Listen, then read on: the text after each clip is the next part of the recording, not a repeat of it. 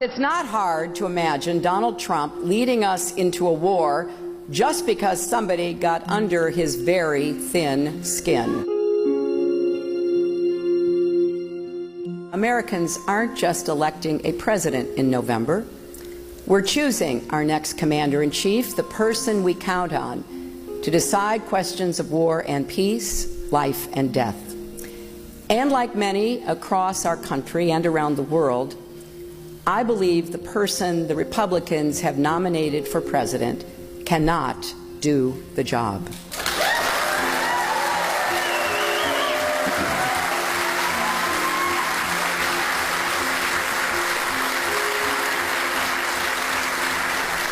Donald Trump's ideas aren't just different, they are dangerously incoherent.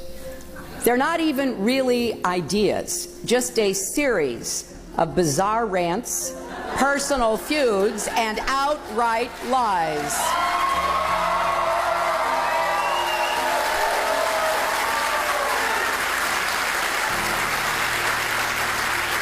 He is not just unprepared, he is temperamentally unfit to hold an office that requires knowledge, stability, and immense responsibility.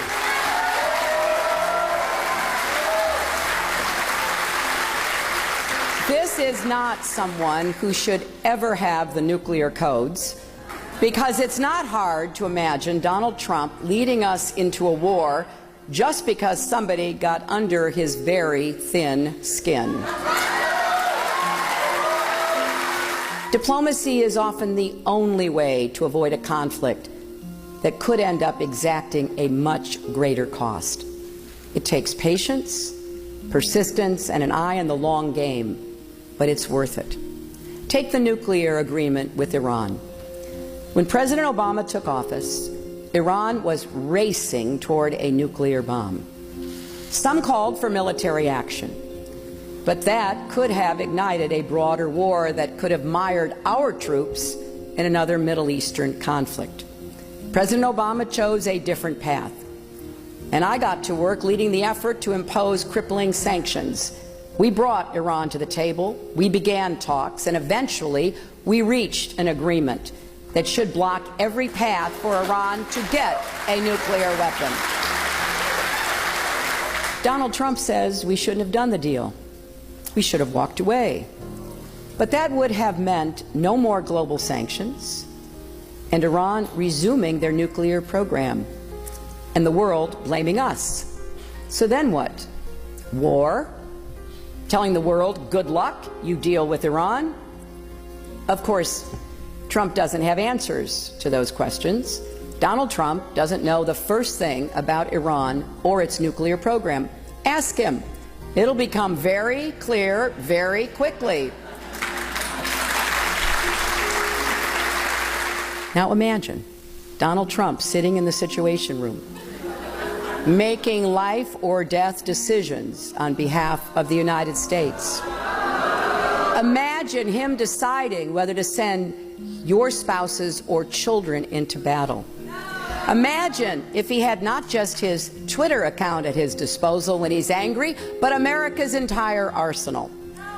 Do we want him making those calls? Someone thin-skinned and quick to anger who lashes out at the smallest criticism. Do we want his finger anywhere near the button? Well, I have a lot of faith that the American people will make the right decision. This is a country with a deep reservoir of common sense and national pride, and we're all counting on that.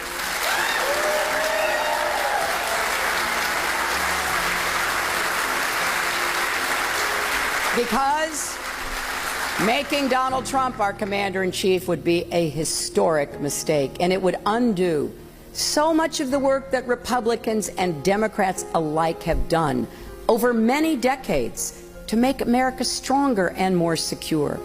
It would set back our standing in the world more than anything in recent memory, and it would fuel an ugly narrative about who we are, that we're fearful, not confident, that we want to let others determine our future for us instead of shaping our own destiny. That's not the America I know and love.